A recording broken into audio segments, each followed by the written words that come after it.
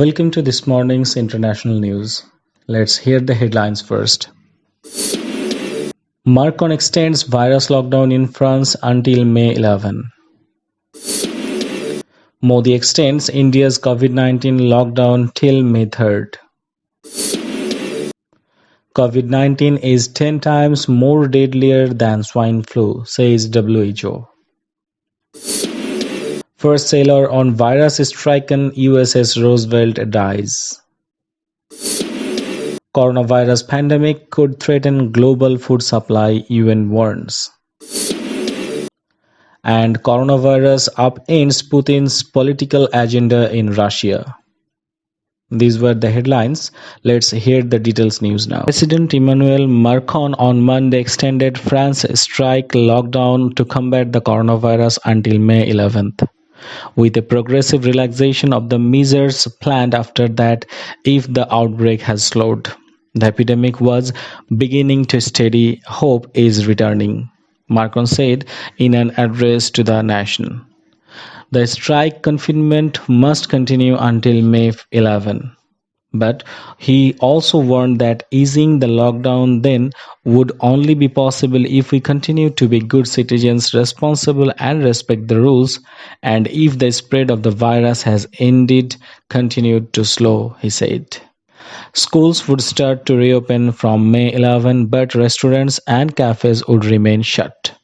Borders with non-European countries would remain closed until further notice, Macron added. Macron's comment came after a gradual improvement in the figures from France, with daily death tolls of their peak of a week ago and the number of people in intensive care now failing. May 11 will be the start of a new phase. It will be progressive and the rules can be adapted according to the results, he said. He admitted that there had been shortcomings, as in all countries of the world, and the France had not been sufficiently prepared. Indian Prime Minister Narendra Modi on Tuesday extended the nationwide lockdown till May 3rd in order to prevent spread of coronavirus. Business Standard reports. The total number of confirmed corona cases in India has reached 10,453 and fatalities 358 according to Worldmeter. With 1,985 cases, Maharashtra has the highest number of cases in the country, while Madhya Pradesh has the highest death rate among all Indian states. Globally, 1,19,682 people have died from COVID-19 and confirmed infections have reached 19,24,920. The novel coronavirus is 10 times more deadlier than swine flu, which caused a global pandemic in 2009. The World Health Organization said on Monday, stressing a vacation would be necessary to fully halt transmission. WHO Chief Tedros told a virtual briefing from Geneva at the organization's was constantly learning about the new virus sweeping the globe, which has now killed nearly 115,000 people and infected over 1.8 billion. We know the COVID-19 spreads first and we know that is deadly, 10 times deadlier than 2009 flu pandemic, he said.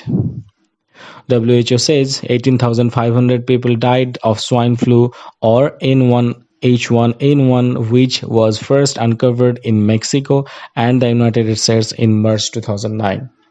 But the Lancet Medical estimated the toll of between 1,51,700 and 5,75,400. A sailor who was serving aboard the USS Threadroad Roosevelt aircraft carrier has become the first on the ship to die from COVID-19, the US Navy announced. The sailor was moved to an isolation house on Guam after testing positive, where he was found unresponsive on 9th April, died on 13th April. Over 5,500 sailors on the USS Roosevelt have tested positive for the virus. The ship's captain was fired this month after his letter pleading for help with the outbreak was leaked to US media. The USS Theodore Roosevelt is currently stationed in Guam, with sailors quarantining ashore. The name of the sailor who died has been withheld by the Navy until the family is noticed. According to a statement by the Navy, the sailor tested positive for the virus on 30th March and was isolated at the naval base with our others, four members. He received twice daily medical checks and found unresponsive on Thursday morning. As the novel coronavirus pandemic shuts down business globally and sends countries into lockdown, the distribution and threatening to cut off supply chains and increase food insecurity. Supermarket shelves remain stocked for now, the Food and Agricultural Organization of the United Nations said, a report released later last month. But a protracted pandemic crisis could quickly put a strain on the food chain supply and complex web of interaction involving farmers, agricultural inputs, processing plants, shipping, retailers, and more. The issue, however, is not food scarcity, at least not yet. Rather, it's the world's drastic measures is response to the virus.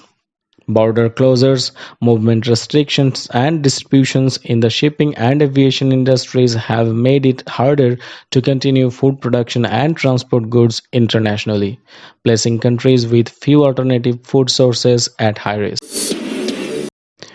Spring is not turning out the way Russian President Vladimir Putin might have planned it.